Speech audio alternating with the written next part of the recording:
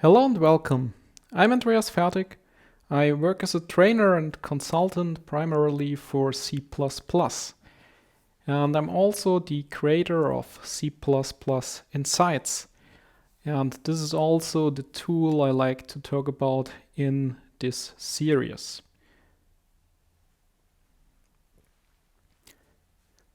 In this episode, I will explain what C++ Insights is and give you a little introduction in where you can find it and how you can easily use it. So in today's episode, I like to talk about a C++ 17 feature which is called constexpr, but we write it if constexpr.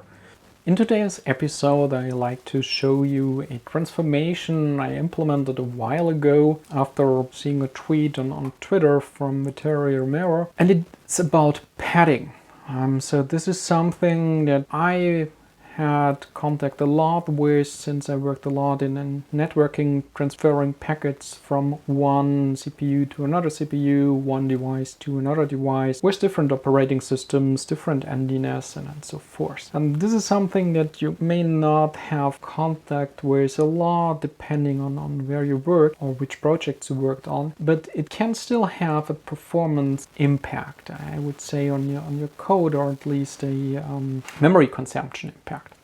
Well, let's start with that thing. So I have a struct here, I call it something, it's some struct, and it contains three members, A, B, and C, of type char, int, and char. Okay, they are arranged like this. And let's assume we have a CPU architecture with 32-bit. So the question is, what's the size of this struct? So we know that the standard guarantees us that char is 1 byte and int is usually on this architecture is 4 byte because it's larger than char and larger than short, or at least as large as that. So our char has 1 byte, our int comes with 4. I'll give you a couple of seconds to do the math. So what's the size of the structure if you say size of? Well, the obvious answer would be 6, right? But I wouldn't have this episode if the answer really was 6. So 6 would be 4 for the integer and 2 for the chars. Now in C++ Insights, I enabled this show padding transformation. And if I transform this struct now, then we can see more information than usual. First of all, it says the size of this struct is 12 bytes. So that's twice as much as the payload here indicates. And the alignment is 4. That's interesting. We'll talk about that in a minute. We can here see the layout of this struct as the compiler layouts it. So our first char A here starts at offset 0. So first thing in the struct is at address 0 relative of this struct, and it has the size of 1. So I told you the right thing there. But then we see as a comment, the compiler more or less injects or thinks about, hey, there is another char, an array of size 3, and I call that one padding. So this obviously has the size of 3. And that pushes my int b here to the offset 4. And I didn't lie about that. It has the size of 4 in this configuration for this architecture. And then we see the same thing again. I have my char here. It's now at the offset 8 because 4 plus 4 is 8, size of 1. And then I have padding again, so 3 bytes of padding. And the reason for that, or for these padding things, is indeed alignment. So data types must be aligned such that CPUs can read them correctly, with one read preferably. Integers or all data types have to be aligned by an address that's dividable by their size. So a char is always aligned because it has the size of 1. It can divide any address by 1 and it's still a valid address. Our integer, on the other hand, has the size of 4. So it must be placed on a by 4 dividable address. And that wouldn't be the case if the compiler would not introduce the padding bytes as we see them on the right in line number 4, because then my int would be at the offset 1. And that's not a by 4 dividable address. Okay, so this is why the compiler pushes padding in between, or simply it places this int b and an offset 4 in this structure. So this is why we have the first padding bytes. Now the question is, why do we have the trailing ones in line number 7? I mean, there is nothing there to pad, right? Not exactly. Think about what if we have an array of some things. So if I would say here on the left something s, and let's have an array of size 2, right? Now we can see, of course, it's all initialized as we expect that. The array case is the reason why we have this final padding here, because without that, because arrays are directly laid out in memory behind each other, without these 3 padding bytes, the next element in the array, or so the next index in the array, my char would still be aligned regardless of which address that would be. In my case, it would be 9, because here we have offset 8 and size of 1, so next element is at position 9. Then padding bytes would also be fine, but my integer would not be aligned because it's missing this adjustment here.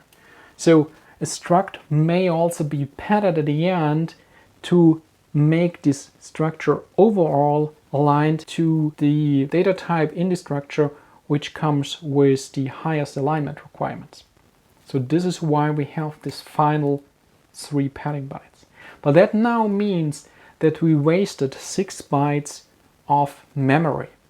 That means that either in your RAM or in your ROM you use 6 additional bytes, and you have to transfer them if you transfer them from A to B. That's 50% more in my silly example here than there's really a need for. So you can save space and potentially time if you think not only about 6 bytes. Now, what if this structure is used a million times and laid out in memory? Then we have a lot of waste there. And then it makes sense to start thinking about that. So one easy rule is to say we align structures which a descending order of the alignment requirements. So the one with the biggest alignment requirement first, followed by the one with one less, and so forth. So I have only 2 different types here, so 4 and 1 are the alignment requirements. Then that means that I place B before A and C.